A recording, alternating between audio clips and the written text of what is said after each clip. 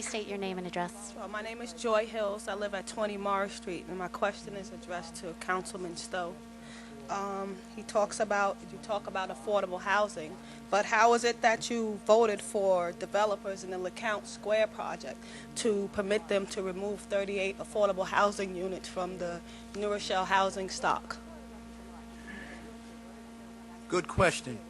The accurate answer is that the LeCount Square project required, within the Affordable Housing Code, it requires the replacement on a one-for-one basis anytime you demolish housing that is subsidized in the city of New Rochelle. And so it was not removing anything from the inventory.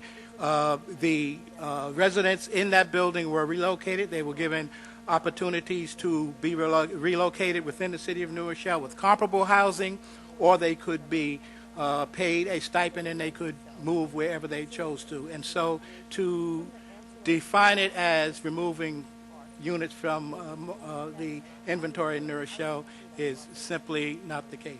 Thank you for the question. Mr. Ferrara. Thank you.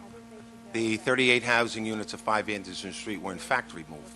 When that vote went down, giving the developer the exclusive right to develop that entire footprint of property, in doing so, the developer removed the 38 housing units as part of the clearing of the land. I would have required that in a memorandum of understanding that those 38 units would have been placed into either the 50-story residential building or find some floors in the 30-story building that is going in front of council soon. The memorandum of understanding is that exactly that.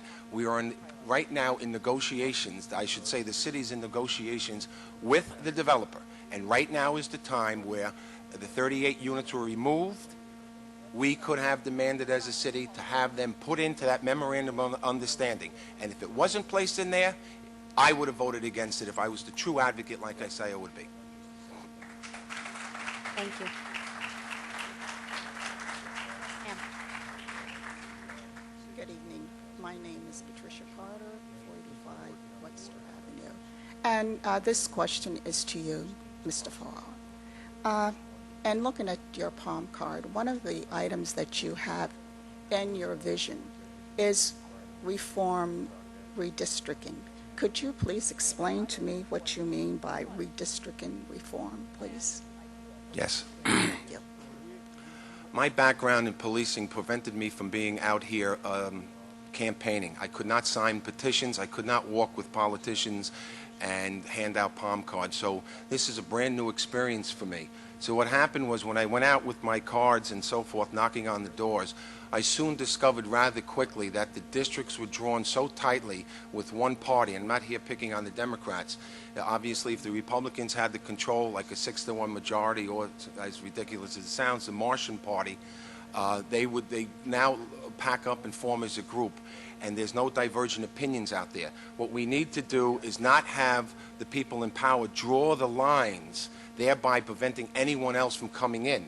I'm running on the Republican and Independence line in a very stacked Democratic district. It's very difficult. So essentially what's going on here is if you're a Democrat, anyone but the Democrat need apply for these positions out here. And I think what it's doing is it's starving the electorate out here of decent choice.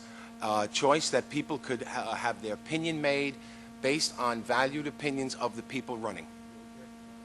Thank you. If I could just draw your attention to some history. Council District 3 exists today because prior to 1986, we could not get a minority elected to the city council. Now, redistricting has devastated the council district.